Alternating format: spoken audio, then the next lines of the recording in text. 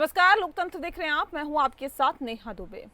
प्रधानमंत्री नरेंद्र मोदी 2 दिवसीय दौरे पर बिहार में पहुंचे और आपको बता दें कि बिहार में पहुंचकर प्रधानमंत्री ने कई परियोजनाओं का लोकार्पण और शिलान्यास किया है।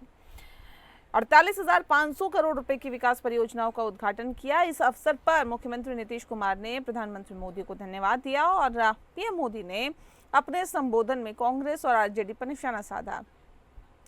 मोदी ने ऑपरेशन सिंदूर का भी जिक्र किया और पाकिस्तान को सबक सिखाने की कसम को सार्थक बनाने का विजय घोष किया। बिहार विधानसभा चुनाव को लेकर इंडिया ब्लॉक सक्रिय हो गया है और सीट बंटवारे पर चर्चा शुरू करने की तैयारी कर रहा है। वहीं आरजेडी सीटों के आवंटन पर जोर दे रही है ताकि संयुक्त प्रचार अभियान शुरू किया जा सके। उधर सीएम नीतीश कुमार ने अगड़ी जातियों के विकास के लिए उच्च जाति आयोग बनाने की घोषणा की है, जिसका अध्यक्ष बीजेपी नेता महाचंद्र प्रसाद सिंह को बनाया गया है। बीजेपी अपने दम पर कभी भी बिहार की सत्ता में नहीं आ सकी। ऐसे में बीजेपी को सियासी बुलंदी पर पहुंचने के बाद ही प्रधानमंत्री मोदी की ख्वाहिश इस राज्य में अपनी पार्टी का सीएम बनाने की है। इसके लिए पूरी ताकत प्रधानमंत्री ने लगा दी है और पिछले 7 महीने में 5वां बिहार का दौरा कर रहे हैं।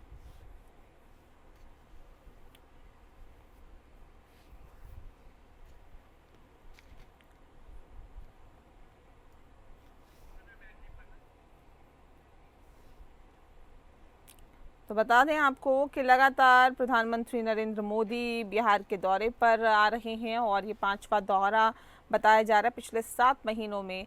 तो पूरी तरह से फोकस अब बिहार पर है। बिहार पे पूरी तरह से केंद्रित दिमाग का भी फिलहाल दिखाई दे रहा है बीजेपी का, प्रधानमंत्री नरेंद्र मोदी का। और क्योंकि बिहार में चुनाव भी नज़दीक है और ऐसे में अपने दम पर सरकार बनाने की जो एक ख्वाहिश है और खुद अपना सीएम रखने की जो एक ख्वाहिश है वो प्रधानमंत्री नरेंद्र मोदी की है। लेकिन वो कितने कारगर साबित होते हैं ये तो वक्त ही बताएगा। लेकिन फिलहाल जो हालात और जो स्थितियां हैं उसमें यही कहा जा सकता है कि सभी राजनीतिक पार्टी अपनी अपनी एड़ी चोटी का जोर लगा रही है बिहार की सत्ता पर काबिज होने के लिए। और यही वजह है कि कहीं रैलियां की जा रही है, कहीं जनसभाएं की जा रही है और कहीं अपने आप को बेहतर बताने और जताने की कोशिश भी की जा रही है। तस्वीरों में आप देखिए, एक तरफ प्रधानमंत्री नरेंद्र मोदी का दौरा रहता है तो दूसरी तरफ आपको बता दें कि लगातार तेजस्वी यादव भी कोशिशें कर रहे हैं कि इस बार जो पिछली बार थोड़ी बहुत कोर कसर रह गई थी वो कोर कसर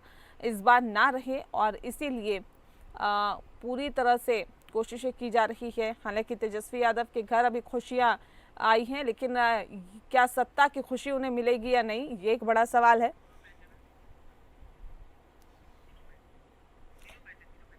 और इस विषय पर तफसील से चर्चा करेंगे। खास मेहमान हमारे साथ मौजूद हैं, उनसे आपका परिचय करा देते हैं। इस वक्त हमारे साथ प्रमोद सिन्हा जी हैं जो कि प्रवक्ता हैं आरजेडी के। प्रमोद जी, बहुत बहुत स्वागत है आपका।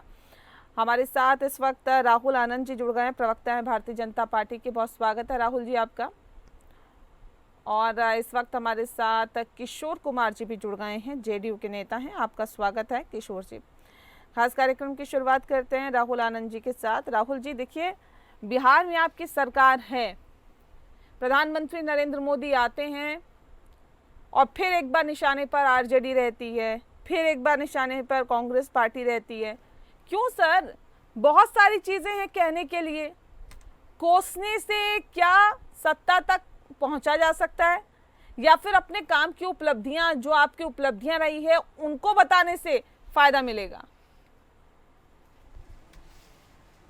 राहुल जी। नेहा जी, सबसे बड़ी बात यह है कि जब हम युद्ध के मैदान में होते हैं तो हमारे सामने जो दुश्मन होता है उसको पराजित करने के तरीके को जानना चाहते हैं और उसने क्या किया ये चीज बताया जाता है। एक उसी तरह राजनीति का जो अखाड़ा है वो भी एक युद्ध का मैदान ही है राजनीति का, और वहां पे हम क्या करके आए वो पब्लिक जनता सारी चीजों को देखी है और उन्होंने क्या किया है उन चीजों को बताने का काम, क्योंकि उनके समय में इतनी तेजी से डिजिटलाइजेशन की व्यवस्था नहीं थी, इसलिए लोगों को बहुत सारी चीजें पता नहीं चल पाती थी।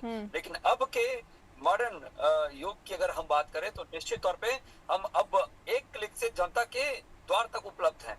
देखिए, यहाँ पे बातें ये हैं कि जो माननीय प्रधानमंत्री जी आए, अक्सर हमारा विपक्ष बोलता रहता है ना कि आपने 2014 के बाद 1.25 लाख करोड़ का जो पैकेज दिया था उसमें आपने क्या दिया नहीं दिया, तो उसका हिसाब तो हम लेकर आए हैं आपके सामने।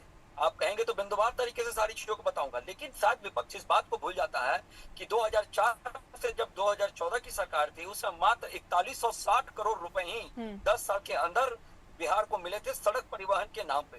तो देखिए चीजें ऐसी है जो बड़ा ही अस्पष्ट है। और माननीय प्रधानमंत्री जी जब भी आते हैं तो एक महालक्ष्मी का रूप लेकर आते हैं बिहार वासियों के लिए, कि जब वो आते हैं तो बिहार में सौगातें दे के जाते हैं। देखिए विपक्ष जो भी कहे, मैं आपको बता देना चाहूंगा कि जब बीच में हमारी सरकार नहीं भी थी, जब महागठबंधन की सरकार जब बीच में आई थी, उस समय भी जो वादे किए जाते थे उसको हमने धरातल पे दिया। और इसका साक्ष्य तेजस्वी यादव जी स्वयं है, क्योंकि जब नितिन गडकरी जी के साथ जब मंच साझा करते थे तो उस समय उन्होंने कहा कि आपके मार्गदर्शन से जो पैसे केंद्र से मिले उसका काफी उपयोग करके बिहार की सड़कों का जीर्णोद्धार और निर्माण किया जा रहा है। ठीक है, ठीक है, तो ठीक है, मैं लौट रही हूँ। हम कामदार लोग प्रमोद जी, ये सुना आपने राहुल जी को, ये कह रहे हैं कि प्रधानमंत्री जब भी आते हैं एक नई सौगात बिहार वासियों को देकर जाते हैं। नेहा जी, प्रधानमंत्री जब भी आते हैं बिहार में जुमलों की बारिश करके जाते हैं, और ये लगातार 2014 से जारी है। 2014 में इन्होंने कहा था कि जब हम आएंगे सरकार में तो 2 करोड़ युवाओं को रोजगार देने का काम करेंगे, प्रत्येक खाता में 15-15 लाख रुपया देने की बात करेंगे। कहाँ गया ये सब वायदे उनके? आज तो 11 साल होने को है, डबल इंजन की सरकार है बिहार में 11 सालों से। 17 सालों से एनडीए की सरकार है और 20 वर्षों से माननीय मुख्यमंत्री नीतीश कुमार जी हैं। फिर भी आज बिहार जो है, सारे जो पैमाने हैं, चाहे नीति आयोग का आप रिपोर्ट देख लीजिए, चाहे कैग का रिपोर्ट आप देख लीजिए, आज बिहार अंतिम पंक्ति पे खड़ा क्यों है? ये सवाल तो पूछ रहा है बिहार और बिहारवासी। क्योंकि जब आप ये कहते हैं कि हम बिहार को बहुत कुछ दे रहे हैं, आज बिहार की 65% जो महिलाएं हैं वो एनीमिया की शिकार है, उनको संतुलित आहार भी नहीं मिल पाता। ठीक है किशोर जी, जवाब दीजिए। जब इतना कुछ बिहार को दिया तो अंतिम पंक्ति पर क्यों खड़ा है बिहार? प्रधानमंत्री आते हैं, 48,500 करोड़ रुपए की विकास परियोजनाओं का उद्घाटन कर देते हैं, लेकिन बेसिक चीजें जो मिलनी चाहिए बिहार के वासियों को वो मिल पा रही है क्या किशोर जी? हाँ, देखिए माननीय प्रधानमंत्री जब जब बिहार में आते हैं तो कुछ न कुछ दे करके जाते हैं, और उसी दिशा में बिहार सरकार और बिहार के मुखिया आदरणीय नीतीश कुमार जी के नेतृत्व में महिला सशक्तिकरण के लिए, महिला उत्थान के लिए काम करते हैं। और इस प्रकार के काम करते आ रहे हैं जो बिहार के हॉस्पिटल में, बिहार के गांव में, बिहार के टोले मोहल्ले में देखने को आम जन को मिल रहा है। अब इनका कहना है जो बिहार में एनीमिया का शिकार हो रहा है, तो ये नेहा जी मैं कहना चाहता हूँ कि बिहार के प्रत्येक हॉस्पिटल में पर्याप्त मात्रा में दवाई उपलब्ध है, विभिन्न तरह के बीमारियों का दवाई उपलब्ध है। और हम लोग एनडीए के कार्यकर्ता, खासकर जनता दल यू के कार्यकर्ता विगत 1 वर्षों से प्रत्येक गांव में जा करके इस प्रकार का जो योजना सरकार के द्वारा चलाया जा रहा है उनकी जानकारी हम लोग पंचायत और टोला स्तर पर हम लोग एज कार्यकर्ता भी दे रहे हैं। और हमारा बिहार सरकार को जो आशा की कार्यकर्ता है, आशा की बहनें हैं, जीविका दीदी हैं, उन लोगों के द्वारा भी नहीं कह रहे हैं कि सब कुछ आप कर रहे हैं, प्रसार तो किया फिर जा रहा राहुल है। जी ये कह रहे हैं सब कुछ आप कर रहे हैं, अभी देखा ना प्रमोद जी ने सवाल खड़े किए, कह रहे हैं सब कुछ कर रहे हैं, तो बिहार विकास की पंक्ति में अंतिम पायदान पर क्यों है? नहीं, मैं आ रही हूं किशोर जी, आ रही हूं, राहुल जी से सवाल है। बिहार विकास के मामले में इनके नजर में अंतिम पायदान पर हो सकते हैं, हाँ किशोर जी, लेकिन मैं मेरे नजर में बिहार विकास के मामले में अग्रणी श्रेणी में है। ठीक है, ठीक है, वो कैसे है मैं पूछूंगी आपसे, अग्रणी श्रेणी में आप कैसे डाल रहे हैं मैं पूछूंगी। राहुल जी जवाब दीजिए। नेहा जी, सबसे बड़ी बात यह है कि विकास की कोई परिभाषा नहीं होती है। जिस तरह ममता को परिभाषित नहीं किया जा सकता है, मात्र शक्ति के स्वभाव और उसके रूप के अनुसार समझा जा सकता है। ठीक उसी तरह विकास की कोई परिभाषा नहीं है, लेकिन विकास का स्वरूप कैसा है ये देखा जा सकता है। ये किस लिए कैसे देखा जा सकता है, मैं आपको उदाहरण स्वरूप बता सकता हूँ। जब आरजेडी का शासनकाल हुआ करता था तो उस समय बिहार का प्लान एक्सपेंडिचर लगभग 30,000 करोड़ का था, आज लगभग 3.5 लाख करोड़ का हो गया है। यानी कि जो नंबर्स की जो बात करते हैं ना, उसमें हम देखिए कितने गुना आगे बढ़ गए हैं। हम बात कर लेते हैं बिहार की सड़कों की स्थिति काफी बेहतरीन है, महसूस करने का चीज है। आज बिहार का पटना मेट्रो सिटी होने जा रहा है, ये प्रत्यक्ष को प्रमाण की आवश्यकता नहीं है। माननीय प्रधानमंत्री जी जब बिहार की धरती पे कदम रखे तो उन्होंने जिस एयरपोर्ट का शिलान्यास किया, उसकी जो आधुनिक सुविधाएं हैं वो एक तरफ से विकास की परिभाषा को ही वर्णित करता है। देखिए चीजें यहाँ स्वास्थ्य की बात अगर हम कर ले तो निश्चित तौर पे हमारे विपक्ष के लोग इस चीज को नहीं बोल पाते हैं कि बिहार अभी तो बेसिक सड़कों की बात करिए ना। वो कह रहे महिलाएं कितनी फीसदी महिला अनीमिया की शिकार है, जिसमें खून की कमी है। आप ये बताइए, महंगाई, बात तो सुनिए, बेरोजगारी, बात सुनिए, जो बेसिक चीज है। आप एरोप्लेन की बात मत करिए, हर किसी की पहुंच में एरोप्लेन नहीं है ना सर। महंगाई का दर क्या है नेहा जी? महंगाई का दर क्या है आज? महंगाई का दर लगभग 4.5 से 5% है। ये एक कांग्रेस के शासनकाल में जब कांग्रेस ने सरकार छोड़ा था तो लगभग 13% था, आज 4 से 5% के रूप में है। और आज जो आरबीआई का रिपोर्ट आया उसमें और घटने की ही संभावना बताई गई है। और जहां तक महिलाओं का उत्थान का बात है तो मुझे बता दें कि हमारे विपक्ष के लोग अक्सर कहते हैं उनके शासनकाल में कितने महिलाओं को नौकरी दी गई थी, उनके शासन में कितने महिलाओं का प्रसव कराने की व्यवस्था थी, उनके शासनकाल में कितने महिलाओं को जीविका से जोड़ने की व्यवस्था थी, ये बता दें। ये जवाब दीजिए प्रमोद जी, जल्दी से नहीं। आरोप लगाना आसान होता है, लेकिन प्रवक्ता है, आप उनको समय दे रही है, उतना समय हमको दीजिए। अरे सर आपको टाइम दिया नहीं है क्या? बताइए। अच्छा बताइए। नहीं बिल्कुल। जब किशोर कुणाल जी बिहार की शिक्षा व्यवस्था के बारे में बता रहे थे तो आपने भी देखा, आपके रिपोर्टर ने भी इसको रिपोर्टिंग किया होगा कि पटना में जो एनएमसीएच है, आपने देखा था एक मरीज का जो है पैर की अंगुलियों को चूहा कुतर करके ले गया। उसके पहले आपने देखा था पिछले नवंबर माह में 100 के आंख को चूहा कुतर लेता है। ये है इनकी स्वास्थ्य व्यवस्था की हाल। महिलाओं को का जो प्रसव है ना वो फर्श पे कराया जा रहा है। ये बेतिया में अभी हाल के दिनों में देखने को मिला। यहाँ जो है जब शव को परिजन जो है कंधों पे उठा करके ले जाते हैं, ये है यहाँ स्वास्थ्य व्यवस्था की हाल। जब इनको आईना दिखलाइएगा ना तो ये बड़े बड़े बात करेंगे, लेकिन धरातल पर जो हकीकत है उस पर ये लोग बात नहीं करेंगे। ये लोग बात करते हैं 2005 के पहले की, जब 1990 में हमारी सरकार बनी थी उस समय 3,000 करोड़ रुपया मात्र बजट हुआ करता था, लेकिन जब 2005 में वही बजट का आकार बढ़ करके 28,000 करोड़ रुपया हुआ। आज उससे अगर मल्टीपुल कर लीजिए 20 सालों में तो इनका 3,17,000 का जो बजट है, तो आप मल्टीपुल करके देख लीजिए कि और इससे ज्यादा होना चाहिए था। लेकिन ये बातें करते हैं आप। महंगाई, बेरोजगारी, गरीबी, भूखमरी, पलायन बिहार का एक बड़ा समस्या है। 3 करोड़ से ज्यादा लोग बिहार से पलायन करके दूसरे राज्यों में जाते हैं रोजी रोटी के तलाश में। आप बताइए ना कि आखिर ये विकास चिल्लाते हैं, विकास का पैमाना क्या है? जब बुनियादी सुविधाओं का भी यदि अभाव है। अभी एक जातीय सर्वे हुआ था महागठबंधन की सरकार में पिछले साल, उसमें क्या आया? राज्य की 2/3 जो आबादी है वो जो है मात्र 10,000 रुपया से कम पर मासिक पर जीवन गुजर बसर कर रही है। राज्य की जो है 34% आबादी 6,000 रुपया से कम पर गुजर बसर कर रही है, यानी कि 94 लाख परिवार 6,000 रुपया से कम पर गुजर बसर कर रही है। हम लोगों ने घोषणा किया था कि उन परिवारों को 2 लाख रुपया आर्थिक सहायता देने का काम करेंगे। भूमिहीनों को मैं राहुल जी आगे से पहले मैं किशोर जी का रुख करूंगी। ठीक है सर, देखिए ये एक बड़ा सवाल है। स्वास्थ्य विभाग की भी अगर बात करें, स्वास्थ्य व्यवस्था की बात करें किशोर जी, तो कुल व्यय का केवल 4.3% ही स्वास्थ्य पर खर्च होता है सर, जो कि प्रमुख राज्यों के औसत 5.7% कम है। मतलब ज्यादा फोकस करना चाहिए स्वास्थ्य पर, जबकि बिहार सरकार उतना ज्यादा फोकस नहीं कर रही। अस्पतालों की स्थिति ये है कि भेड़ बकरियां चलती हुई सर देखी जा रही है वहां पर अस्पतालों के अंदर।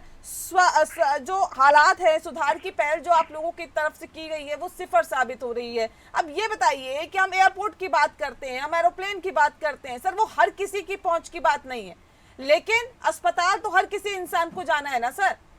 अगर बेसिक सुविधाएं अगर लोगों को नहीं मिल पाएगी तो फिर कैसे ये कहा जाए कि देखिए विकास की पटरी पर बिहार दौड़ रहा है? कैसे दौड़ रहा है? नेहा जी, 2005 के बाद का जो बिहार का जो स्थिति दिन प्रतिदिन बदलते जा रहा है वह किसी से छुपा हुआ नहीं है।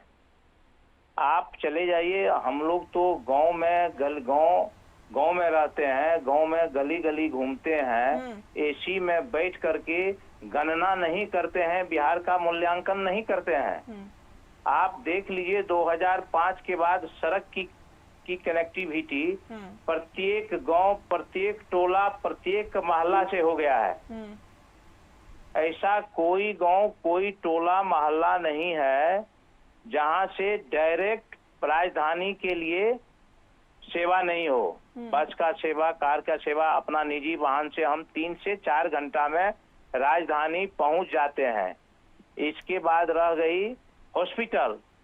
आप देखिए ना, बड़े पैमाने पर राज्य सरकार के द्वारा अभी पटना में IGMS में कई प्रकार का यूनिट खोला गया है, नए यूनिट खोला गया है, आंख का यूनिट खोला गया है, गैस्ट्रो मेडिसिन का खोला गया है, गैस्ट्रो सर्जरी का डिपार्टमेंट खोला गया है, जहां पर 400 करोड़ 500 करोड़ का बिहार सरकार ने काम करवाया है।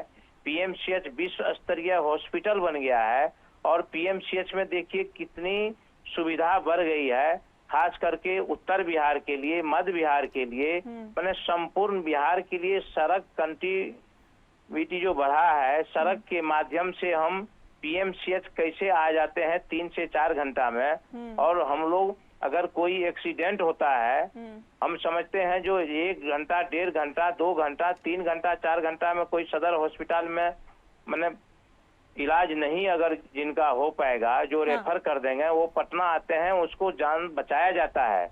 और गांव के अस्पताल में ऐसा कौन सा गांव है जो हमारे गांव के सामुदायिक चिकित्सा भवन हो, प्राथमिक स्वास्थ्य केंद्र हो, अतिरिक्त स्वास्थ्य उपकेंद्र हो, हर जगह हमारे चिकित्सक मौजूद रहते हैं। और हमारे बोलने दीजिए, हमारे चिकित्सक मौजूद रहते हैं और पर्याप्त मात्रा में दवाई बोलने दीजिए, पर्याप्त मात्रा में दवाई। अरे भैया बोलने तो दीजिए, आपका बात हम सुने ना, बात सुने, मेरा भी बात सुनिए, इसके बाद डिबेट कीजिए ना भाई। मेरा भी बात, सुधार हो रहा है बिहार में स्वास्थ्य के मामले में, जितनी सुधार हुआ है अभी। अरे भाई अभी आप देखिए ना, गांव के हॉस्पिटल में, सदर हॉस्पिटल में देखिए ना, सफाई का व्यवस्था, सफाई की व्यवस्था, गांव के हॉस्पिटल और सदर हॉस्पिटल में CT स्कैन होता है, एक्सरे होता है, MRI का भी व्यवस्था किया गया है। ऐसे समझ नहीं आता कौन क्या बोल रहा है। आप बात करने तो दीजिए नेहा जी, मेरा बात सुन लीजिए।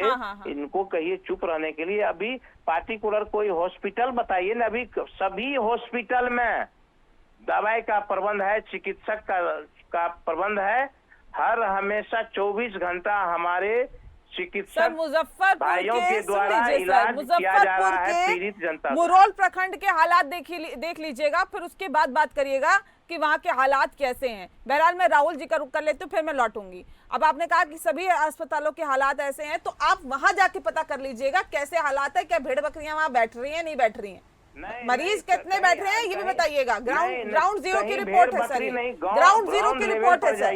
AC में बैठ के पत्रकारिता नहीं की जाती ना सर, हमें भी पता है। मैं आ रही हूँ सर, प्लीज किशोर जी, मैं आ रही हूँ। राहुल जी देखिए, स्वास्थ्य एक बड़ी समस्या है। अगर खराब हो जाता है, अस्पताल जाना पड़ता है और बेसिक सुविधाएं नहीं मिलेगी तो सवाल खड़े होंगे।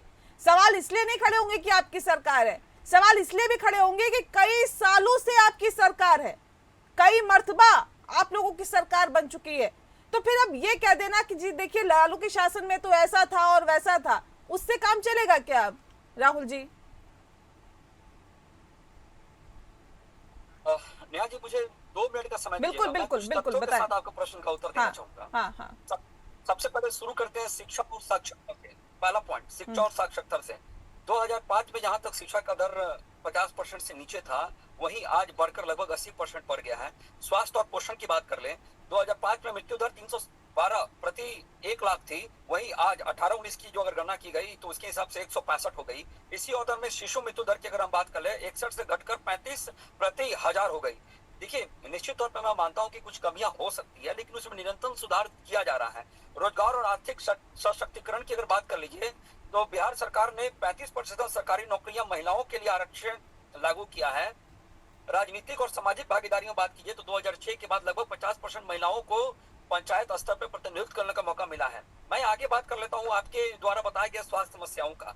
देखिए, प्रमुख स्वास्थ्य योजनाएं की अगर हम बातें कर ले तो आयुष्मान भारत मुख्यमंत्री जन आरोग्य योजना का क्रियान्वयन किया जा रहा है। आयुष्मान वंदन योजना चल रही है।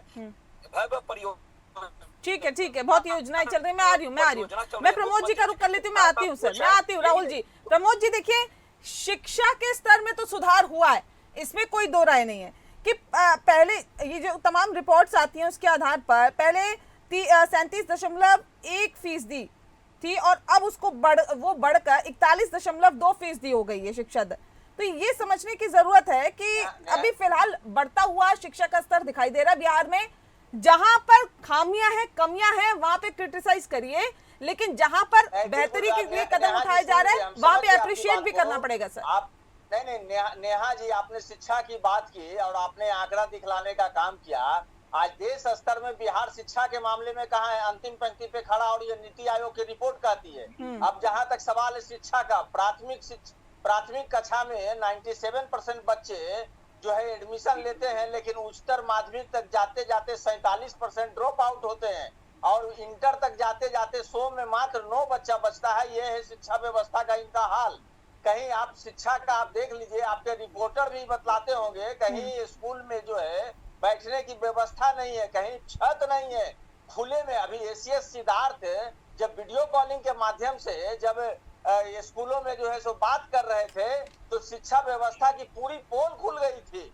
बच्चे जो है मैदानों में बैठ करके, आंगन में बैठ करके, वहां पर जमीन पर बैठ करके पढ़ाई कर रहे थे, उनके ऊपर छत नहीं थे। जो बुनियादी सुविधाओं का भी घोर अभाव है शिक्षा में। गुणवत्तापूर्ण शिक्षा देना तो बात की बात है, तो ये शिक्षा पे बात तो नहीं है करे ना। शिक्षा और स्वास्थ्य, गरीबी उन्मूलन, ये जो सतत विकास, ये बेसिक चीजें हैं और एक विपक्ष होने के नाते उन विषयों को उठाना भी चाहिए जो कि जनता के साथ जुड़े हुए हैं और सत्ता पक्ष को उस पर बेहतर तरीके से जवाब देना चाहिए अगर आपने उस पर काम किया। बहरहाल बहुत शुक्रिया आप तीनों मेहमानों का हमारे साथ इस खास चर्चा में शामिल होने के लिए। लोकतंत्र में फिलहाल के लिए इतना ही। नमस्कार।